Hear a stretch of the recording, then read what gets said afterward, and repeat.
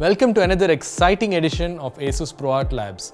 I am Joseph Radhik and let's get right to it.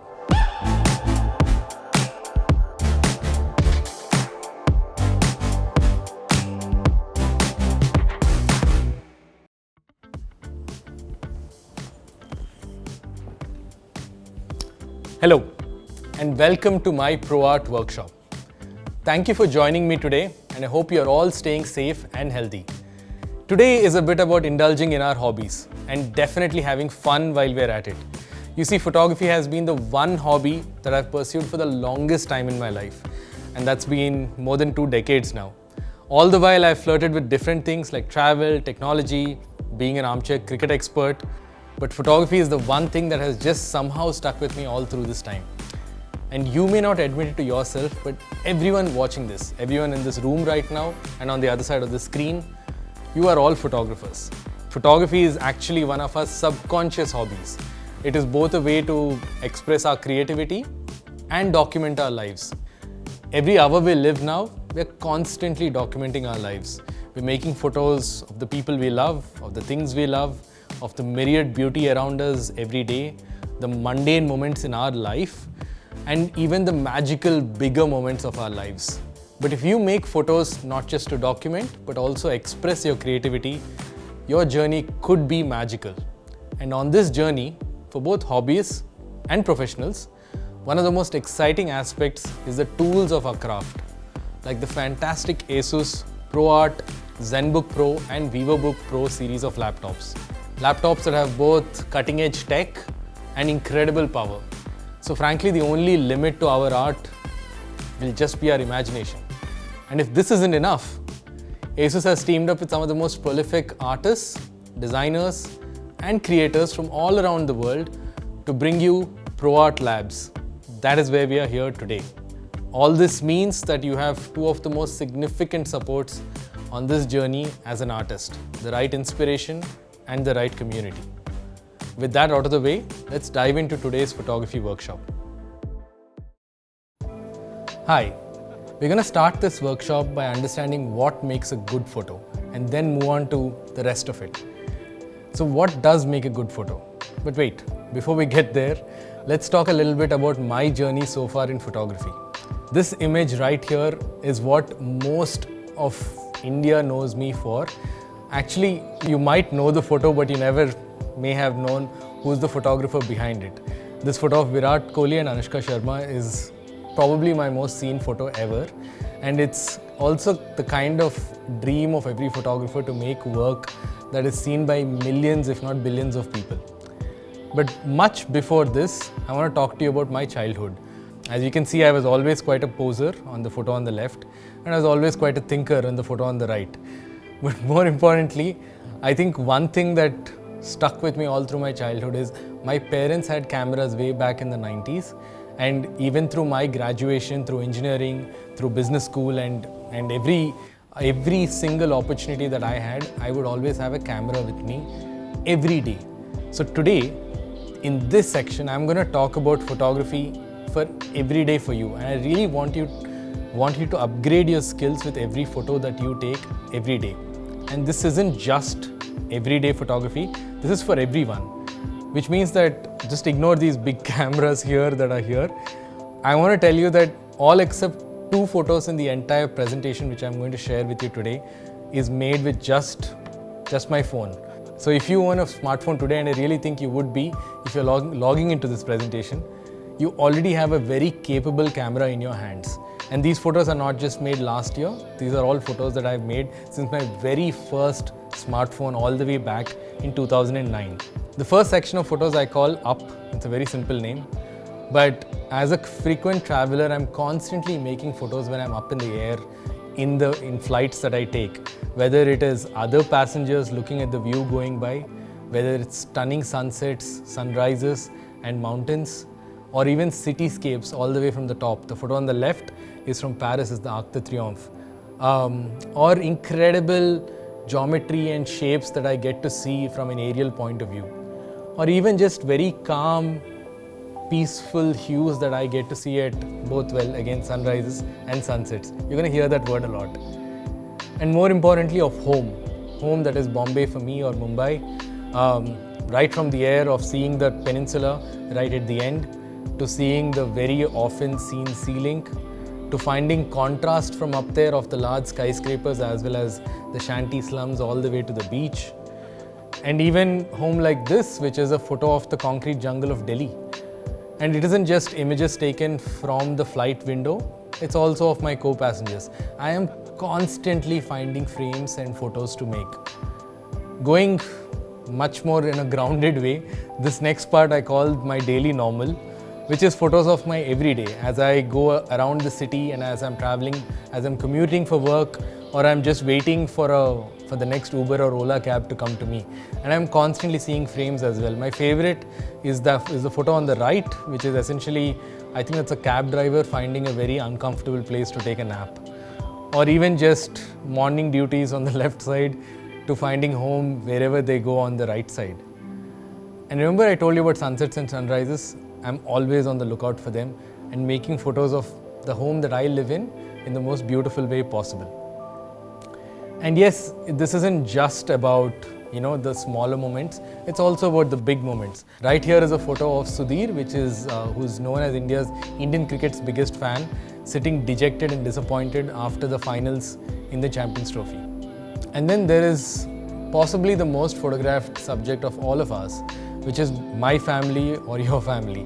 And family is a very important subject for me because I'm also a wedding photographer.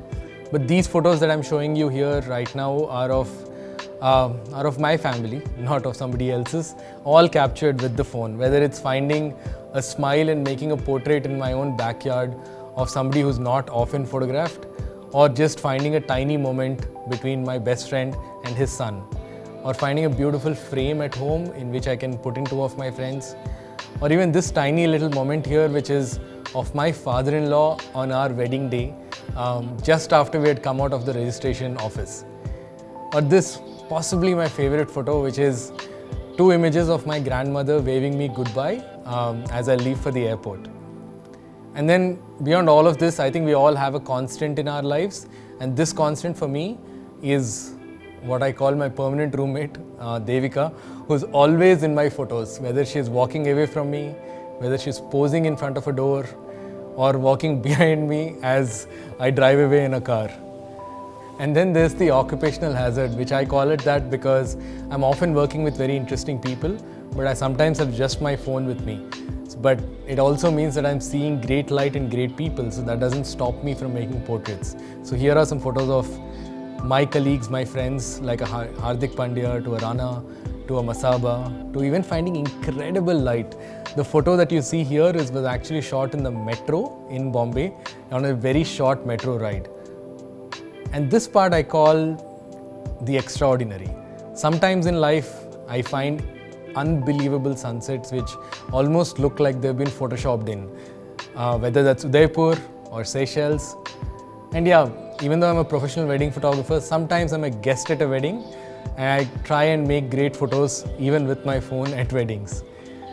And then there is photos of travel, where I'm constantly traveling across the world, and it's not just making nice photos, it's also making fun, humorous photos, like this one with me and Devika, or this photo at sunrise in Paris, or this photo which I really love at right long after sunset in Paris again, to finding rainbows wherever I go, whether it's in Lisbon or in North Carolina, to finding an incredible sunset again in Paris, to this cloudy day in Madagascar, and my favorite two photos, this sky full of stars in Jaisalmer and this shot of lightning from my home in Mumbai. All of these have been made with my phone.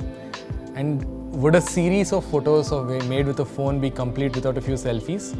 Absolutely not. So here are a few selfies that I've taken. I don't think you should be afraid of the selfie camera on your phone, even if you consider yourself a professional photographer. It's just another camera. It's just that it faces the other way around. So here's to finding great light in all of these photos using the selfie camera, or even finding interesting shadows. Alright, don't worry too much. The idea for today's workshop is not just to show you very pretty photos, but also how to make them. But before we get there, I think it's a good thing for all of us who are even slightly interested in photography to understand what makes a good photo. So there are only 3 steps to this. If I simplify it as much as possible. Of course, once you get into this, you realize that there's a lot more to it. But for today and for your beginning, let's keep it down to these 3 simple things. The first is what kind of light is in the photo. The second is how that photo is framed. And the third is when you click the shutter, how that photo has been timed. It's very simple: light, frame and time. Whenever I talk about photography to anyone, I tell them that photography is actually nothing but a series of decisions. Every time you pick up the camera, doesn't matter which camera, every time you pick up the camera, you're making instantaneous tiny decisions. Decisions such as, should I step back or should I step in close? Should my subject be to the left or the right of the frame? Should I have the light behind me or should I have the light to the side? Should I click the shutter now or should I wait and click the shutter right after? What level of shutter speed will I take? What level of aperture will I take? So many things. But even if you don't think of the technicalities, it's all the other things that I said which will lead to you becoming a great photographer, which means you're essentially a great decision maker in that nick of time. The first part then is light.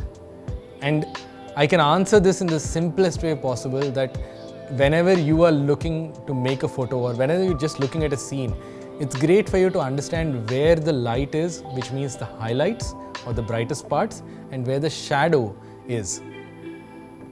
In the simplest way possible, you can understand light by understanding how your eyes perceive light in a photo, or actually light even in a cinema. Your eyes are immediately drawn to the brightest part of a photo. This is a fact. Nobody's going to change that. Your eyes are drawn to the brightest part of a photo the moment you see something.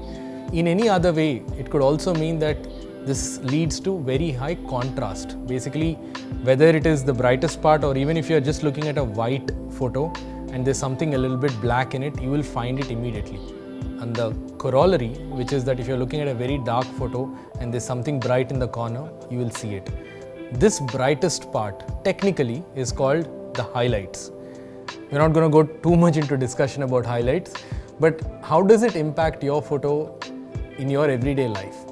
Whenever you're making a photo of a person, try and ensure that the light falls on their face, because the face is what again we are drawn to as human beings. We are drawn to the eyes, the expressions of the human face on the other side. So you want the brightest part of the photo to be the face, unless you're trying any other experimentation stuff. So to sum up about lighting, or rather light, it's just about painting the key parts of an image with the brightest light possible. That may sound a bit confusing, especially when all you're doing is just finding the light.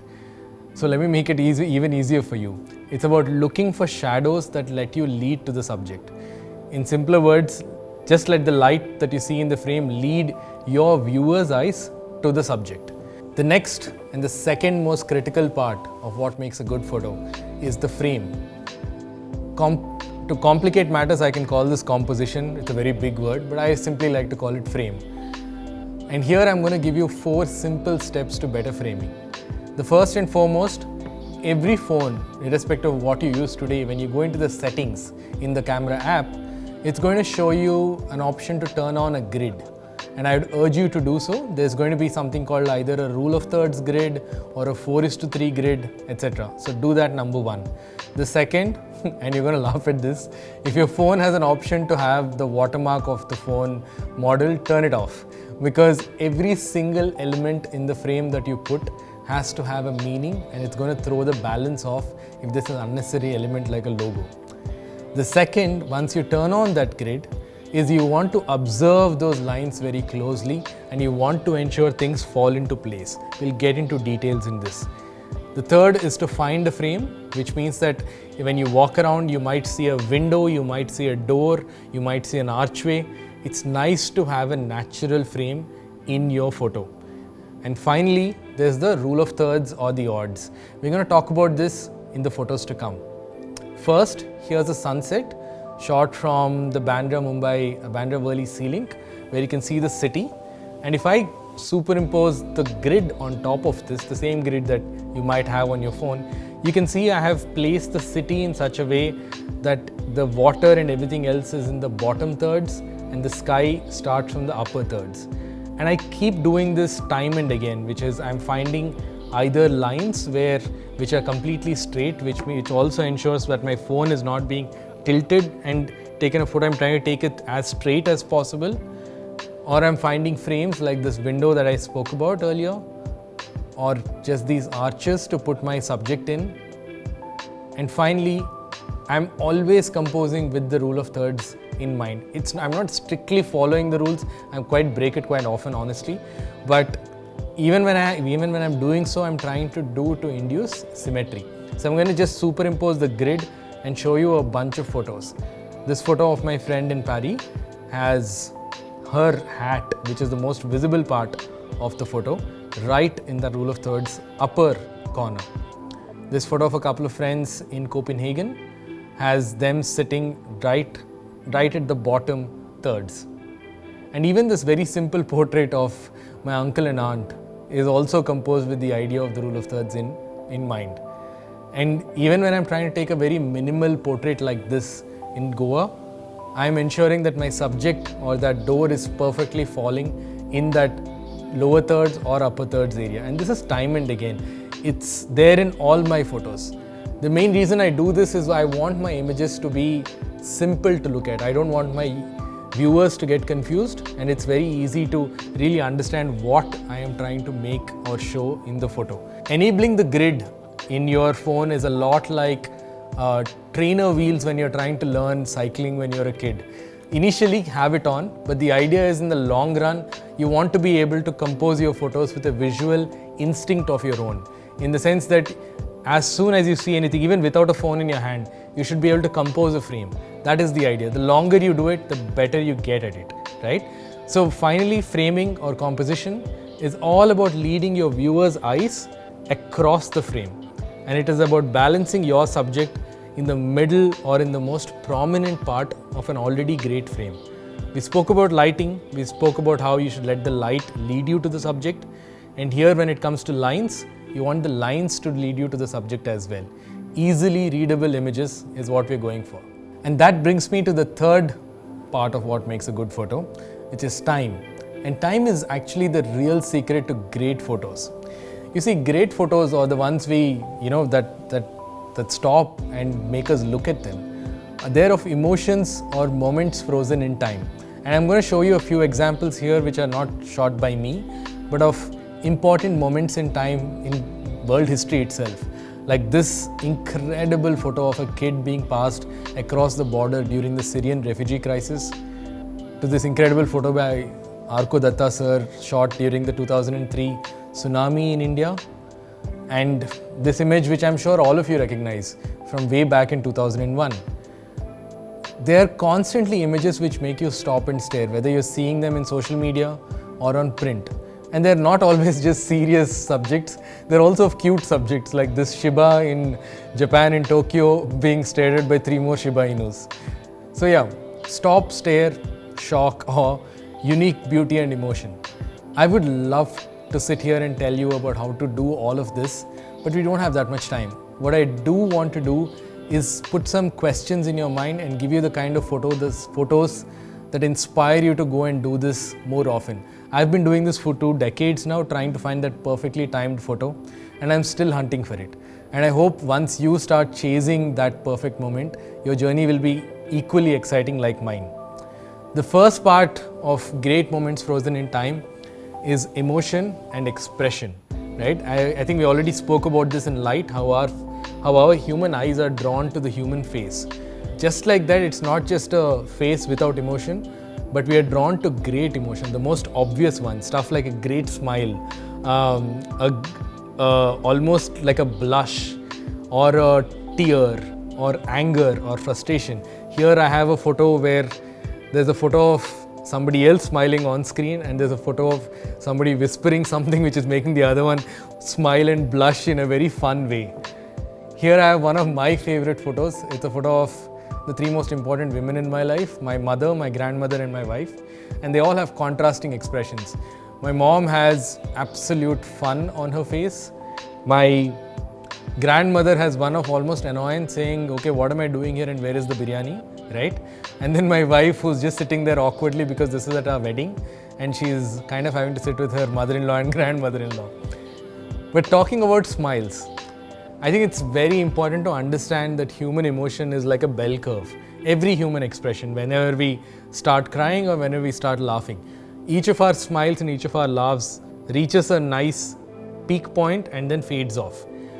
Timing your photo ensures that you're able to get the smile at that perfect time and that perfect expression.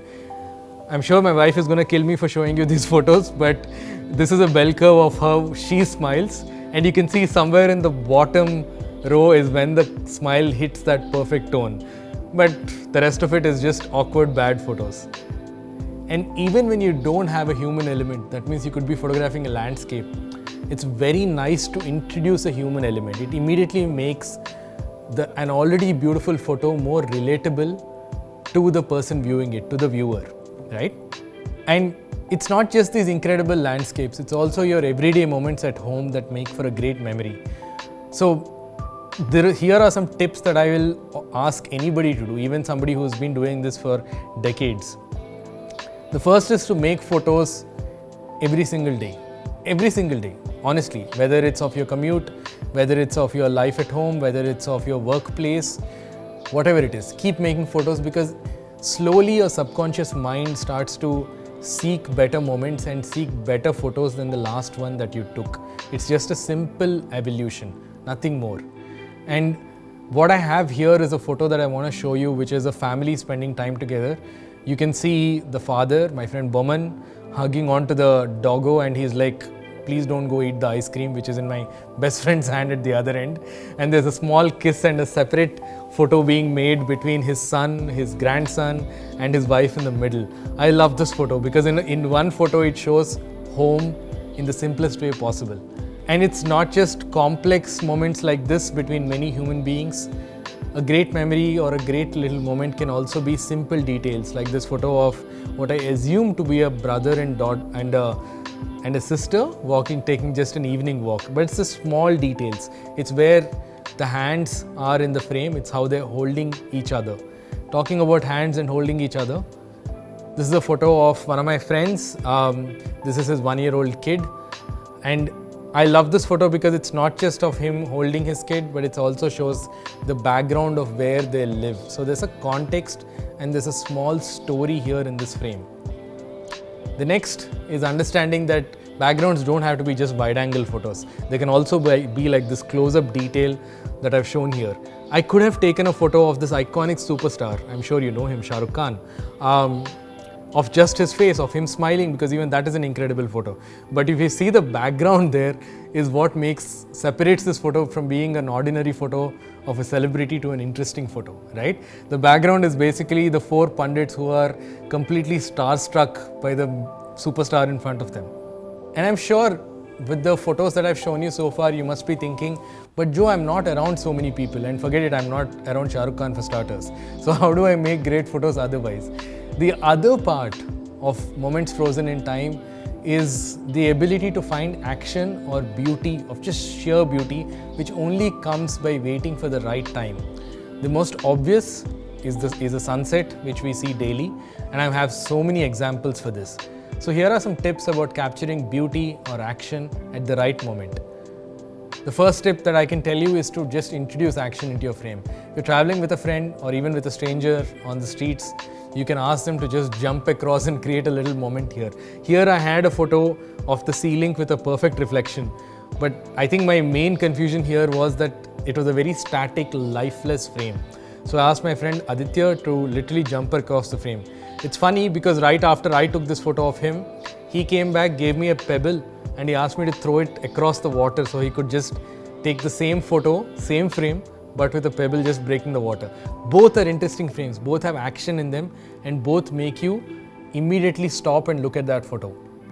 The second tip that I have for you is that a great moment could even just be, as I said, a stunning sunset like I showed you. But you have to wait for it. It's not that every day is going to have an incredible sunset. It's not every day that the clouds form in the perfect way, right? So You could be chasing light, but more often than not, you could be just capturing an ordinary sunset. Like these 4 photos that I'm showing you, where yes, I was lucky in one of them where the cyclone came into Bombay and it created this incredible orange line of a sunset and completely black and white on either side. But you take enough of these photos, you take enough of them, you keep observing light, and you'll end up with a photo like this, which is, in my own immodest admission, it's an incredible photo. It is because, it's not because it's an incredible photo because of composition or framing or even the light, because I can't control the light. It is only because I waited for the right time to make this photo and I was there at the right time. There is an old saying which I'm going to share with you right after I show you this. This is a screenshot of all of the photos I took on a monsoon evening sometime back in July 2019. And the only reason I'm sharing this with you is because out of more than 400 photos I took that night, one of them had the perfect lightning strike. I think here I can pause and tell you about that phrase when it comes to photography. I heard somewhere that photography is 5% skill, 5% technique, 5% skill being your ability to use your camera, 5% gear, which is your camera itself, which could be a fancy professional camera or your phone. But it's actually just 90% about being there. Being there means that you being there in the right time, at the right place. And the only way you will do it, I can take the help of another quote, which is that chance favors the prepared mind. You can see photos like these and say that, oh, you must be lucky. Yeah, yes, I was lucky. I was at the right place at the right time. But you take enough photos, you will end up being more lucky than you can imagine. And so I would like to end this section by telling you about the 2 more sections to follow. The first is the obvious one, where I'm just going to talk you through how I make portraits at home.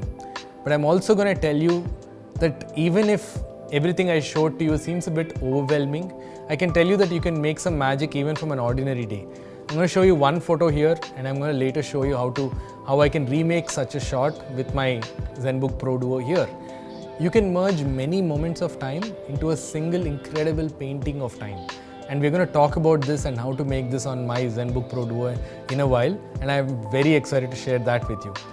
As I sum up this section, I would like to remind you that the only one thing that I want you to take away is that it may take you many years to perfect lighting and composition, but don't spend that time trying to make a perfect photo. I would much rather take an imperfect photo which is perfectly timed, which means just ensuring that you take many photos and just improving your timing with each passing day. Understand that if you are not even able to share your photos with another viewer, and if that viewer is not a connoisseur of photography who understands lighting and composition, everyone understands a good moment, and that is what I really want you to chase. If you get all 3 right though, light, frame and time, call me and maybe we need to work together. Yeah? I'll see you in the next section. So in this section, we're going to learn how to make a classic portrait. And I find that learning or knowing just how a classic portrait, which is the simplest way of making a portrait. The idea is to make a photo of a subject that just shows you who that subject is, what they were wearing, and how do they look. It's a simple portrait. If you're able to crack this, I think you have the foundation to then go and make more innovative photos later on, like all the cool photos that I showed you in the workshop just now. So the 2 steps to make a portrait, irrespective of what kind of portrait you're making, are separation and connection. I know that sounds a bit odd because they're literally opposites of each other, but the idea is to first separate your subject from the background, which is your person, from whatever is behind them, and the next is to be able to connect with your subject as a viewer and as a photographer as well. So these 2 things. So the first, as I said, is separation. Now in order to separate from the background, you can do it in 2 ways. You can do it with light, or first by choosing a background that is simple enough. So here I have a typical house scene, which is a grey wall and then a white wall that has a window in it. I have the choice of a couple of ways that I can frame this portrait and pick my background. And between these 2, I immediately cancel out this section of the white wall here, primarily because it's a bit cluttered. Yes, the photos are beautiful, they're mine. But in spite of that, as when I put a subject in front of it, it's going to be a bit cluttered. I'm going to show you how to make a much simpler photo. The second is this beautiful grey wall which has a bit of texture. It has a plant in front. I don't need to move that plant because I can show you how I can separate the subject using nothing but light. We have chosen this grey wall, which is as simple as it gets. In your homes, even if you don't have a similar kind of a blank wall, we often find stuff like wires, plug points, paintings, TVs, you name it on our walls. But somewhere in the house you will have a little bit of a clutter-free wall, or you can move a bit of furniture around. If you're only able to get about 4 to 5 feet of empty space, I think you've done a great job. And after doing so, you can ensure that you have about 4 to 5 feet of space from that wall to be able to compose easily and to ensure that there's a little bit of separation from your subject. Now we move on to the second one, which is finding good light. Now, separating your subject using nothing but light. A simple rule here, which I've already told you before, is to just ensure that the brightest part of your image is nothing but the subject's face. But it's not so easy to find this light. You see, our eyes interpret light very differently in the real world when compared to our cameras. So how do you find? The idea isn't to just immediately look at a scene and understand the light. The idea is to look at a scene and understand how your camera sees the light. And in order for you to be able to see this, I have a simple hack. You're going to look very funny when you do this at home, but trust me, it's going to work really well in you understanding light. The first step is to start your camera app, obviously. Yeah. And the moment you start your camera app, place your hand right in front, like this, yeah? And the distance really doesn't matter. What you really want to do is to be able to lock your auto exposure with this. In every phone camera app, this function is available as just a long press. So anyway, so I've done this and my hand is in front. The idea is to assume that your hand is the subject in your frame and then see how the light plays. I'm just going to walk a little bit here. So as you can see, as I move closer to the window here, I'm just going to tap on my hand again and lock the exposure. As I move closer to the window, the light gets really strong there. And right about here, the background is really, really dark and my hand is much brighter and neater. In fact, if I would place a subject here, they would look quite stunning. And we can do this again. But I'm also going to show you how it looks otherwise. If I turn around towards the window, this is a bad photo. The one that I just took. In fact, I'm going to take a photo so we know exactly what I did. That is a bad photo and we often see this. We are often taking photos where the background is brighter than the subject. We're not looking for the background light. We're not looking for the light on the subject. So I'd urge you, and this simple trick will ensure that you find light everywhere. In fact, I'm going to move a little bit ahead and just take a photo here. I'm going to show you all these right after I'm done. And one photo here, because there's a top light here which is quite common. Talking about that top light, the next step is to ensure that every light in your frame is controlled by you. What does controlled mean? Obviously, your home is not like a studio where you have access to pretty much, a lot of lighting and custom light. What you want to be able to do is ensure that you're only using one light, which is the window, and turn off everything else in the house. So just go ahead, turn the house lights off, and then we're going to see how this scene looks like once those lights are turned off and once I add a model. Before we end this section, I'm also going to give you another trick. You see these curtains here? It's quite normal to think that the curtains are just there, but curtains actually, because this is your main primary light source, it's very easy to control your light using these curtains. You can either darken your light entirely. I'm just looking at the wall there and seeing how the light is playing as I open this curtain, which is completely harsh, bright light. And as I diffuse that or soften the light using nothing but a sheer curtain. Most homes have this, which is one dark curtain, one soft curtain. It's as simple as that. In the next section of this video, I'm going to introduce you to our model and we're going to try and make at least a couple of really nice photos. So now we have a subject here, our beautiful model Krishna. Say hi. Hi. Before we begin photographing though, I want to tell you a couple of things about connection. The idea is to connect with your subject, not just as a photographer, but to allow your viewer to connect with your subject in the photo. And the only way you can do that is by either getting the awkwardness of having to pose for a photo out of the way, or the ability to show true emotion in camera. But before we get there, I still have that house light on, which I want to turn off. So Prakash ji, light band kariye. Thank you. So now we have a set which is almost, or a frame which is almost perfectly conducive for the first part we spoke about, which is separation. This beautiful light falling on our model. The background is much darker. You can see it in camera itself. There's a very clean understanding. There's a very clean separation between the model and the background. Krishna, can you turn towards the light? Yeah? Perfect. Now, can you give me that standard awkward smile that everyone gives when asked to give me the passport smile? No? Think I'm taking a passport photo. Yes, there you go. Okay. Now, the moment we point a camera at anyone, the first thing that anybody does is awkwardly smile. You want to get that photo out of the way. Take a photo though, because it kind of adds confidence to your subject. The next part we're going to do is we're going to try and have a conversation. We're talking about what you're having in the morning, but you're not being very serious and giving me like an interview plan. Yeah, right. Okay, now tell. So I actually didn't eat anything in the morning. I straight had a Subway for lunch Okay. at 2 o'clock. That's it. We're going to have you look out the window. Look out the window a little bit. Yeah, that's beautiful. Now I want you to dream about that Subway sandwich you just had, which is just the most amazing sandwich on the planet. Beautiful. Okay, what we're going to try and do is repeat the first shot, which is turn your body more towards the light.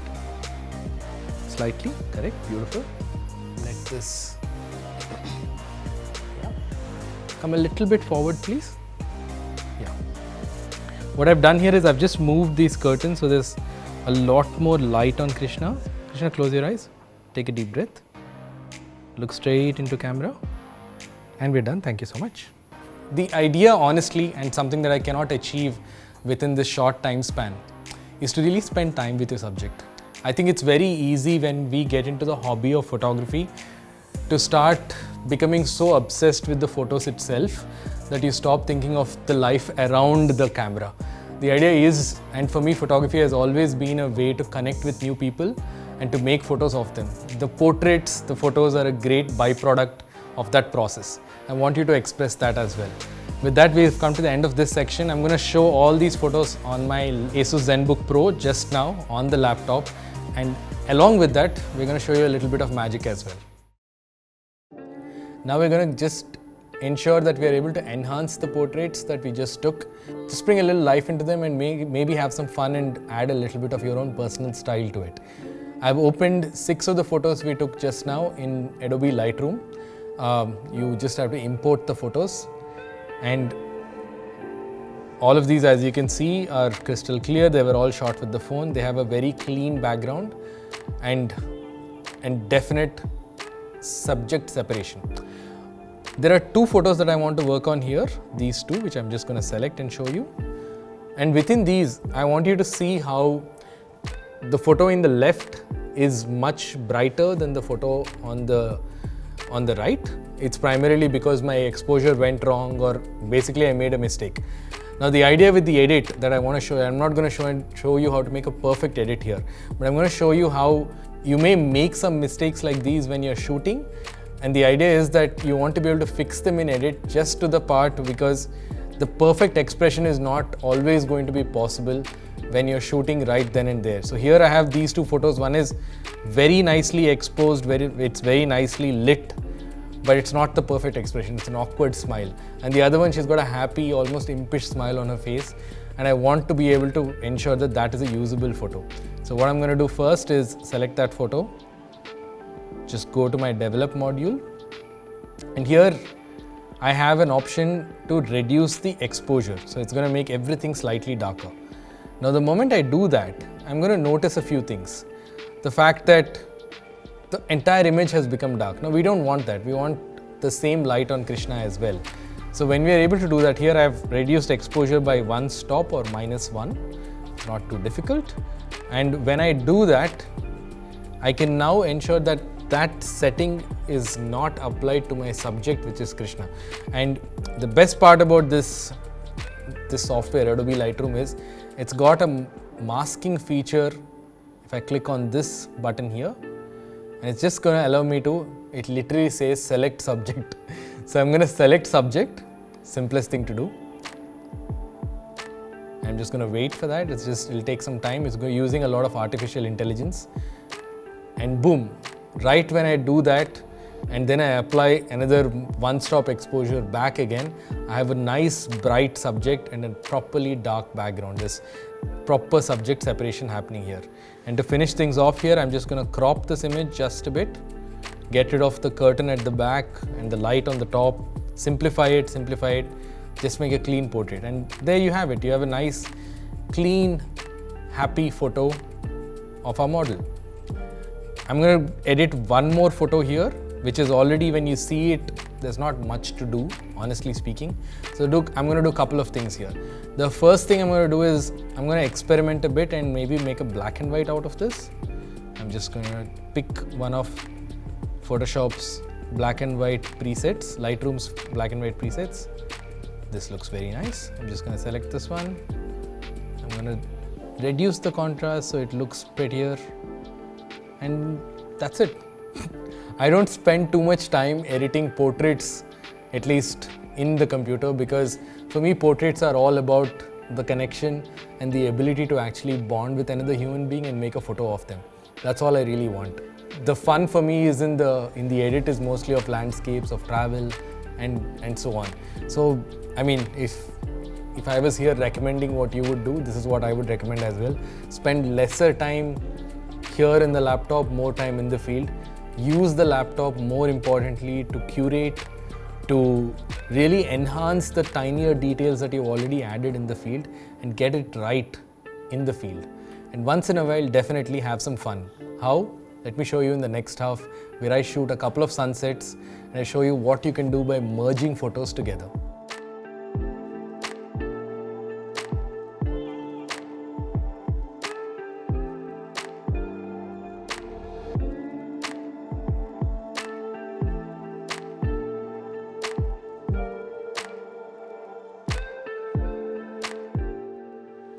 We have both the photos loaded up as layers and they're aligned as well. And I'm going to show you a simple trick. The idea here is not to get so much into editing that you get stuck mostly in the computer, because I want photography to be an all-round experience for you, where you're able to experience the world around you, make new friends, make new connections. But photography can be a fun task to do on the laptop as well. So here we have the first photo, as I said, is just after sunset, and the one just during sunset. The one taken at night is on top, and Photoshop has something called blending, which is a way to blend one photo into the other. And all you have to do is just go to this drop down list here where it says normal, and you're going to choose lighten. What lighten does is very simple. It takes all the bright parts of the top layer and applies it to the layer at the bottom. And you can see how incredible this looks. Essentially, without what we have done with Photoshop, we have the city just with the sunset in the background and nothing else. This is just a simple sunset photo. But the moment you turn that lighten mode on, all the lights in the city turn on and it's a surreal photo.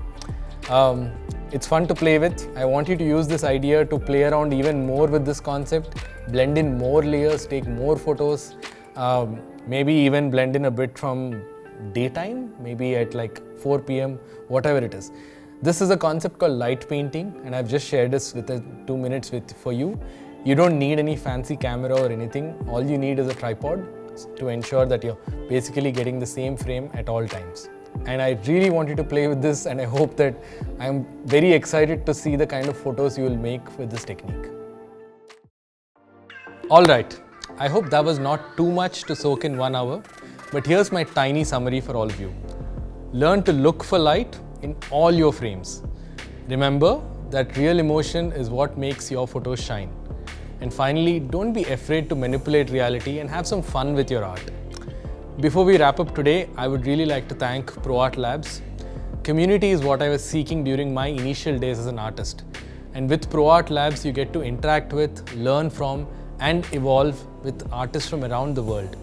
And as artists, it's actually easy to overlook the core medium in which we make our art.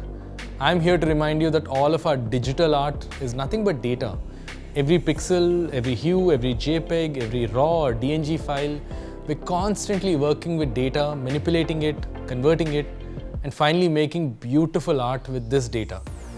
This is where Asus ZenBook and ProArt laptops powered by Intel come in. With their stunning color accurate screens that show your art in the most honest way possible, and their powerful Intel 12th gen CPUs that let you edit your pixels with absolutely no time delay, and their blazing fast SSDs that both store your data reliably and lets you access that same data within a blink of an eye. Don't forget to tag Asus India and me so we can share in your joy of creativity too. And please do follow Asus India on Facebook, Twitter, Instagram and YouTube to not just know more about upcoming technology, but also upcoming workshops like these in 2022. Thank you again for joining me today, and I wish you light and life on your photographic journey.